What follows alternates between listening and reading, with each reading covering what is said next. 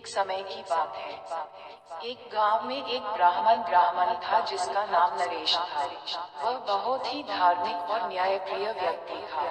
उसकी पत्नी का नाम विनोदा था और वह भी धार्मिकता में अपने पति का साथ देती थी। दोनों बहुत प्रेम पूर्वक रहते थे और अपने दैनिक जीवन के साथ साथ व्रतों और पूजाओं में भी भाग लेते थे। एक बार गर्मी के मौसम में गांव में अदानी रामचंद्र जी की एक अतिथि आई। नरेश और विनोदा ने उनका स्वागत किया और उन्हें आदरता से अपने घर में बुलाया। रामचंद्र जी ने उनके घर आकर आशीर्वाद दिया और व्रतों की महिमा के बारे में बातें की। वे बताएं कि आषाढ़ पूर्णिमा पर व्रत रखने से बड़ी सार्थकता होती है और भगवान शिव की कृपा प्राप्त होती है। ये व्रत वैष्णवों द्वारा भी मान्य है और इसे अनेक धर्मों में महत्वपूर्ण माना जाता है। नरेश और विनोदा ने रामचंद्र जी की बात सुनते ही तय किया कि वे आषाढ़ पूर्णिमा के दिन व्रत रखेंगे। वे जगह जगह धार्मिक यात्राएं करके शिव मंदिरों में जाते थे और वे दोनों ने तय किया कि उन्हें इस व्रत को एक संगठन रूप में आयोजित करना चाहिए।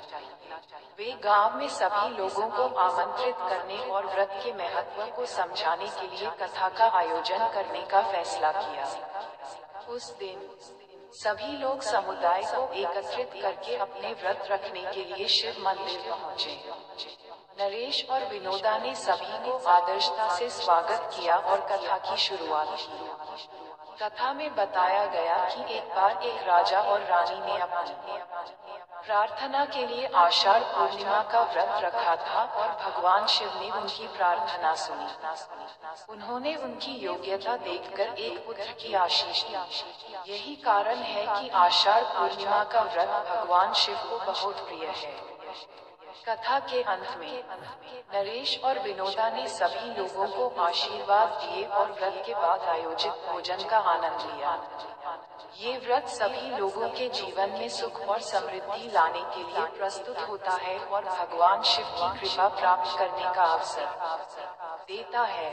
इस प्रकार नरेश और विनोदा ने आषाढ़ पूर्णिमा का व्रत रखकर अपने आप को और अपने समुदाय को धार्मिकता और आदर्शता की ओर दिशा देने का संकल्प लिया। ये व्रत हमें अपने अधिकारियों के साथ मिलकर अच्छाई का काम करने और अधिकार के साथ जनता की सेवा करने का प्रेरणा देता है।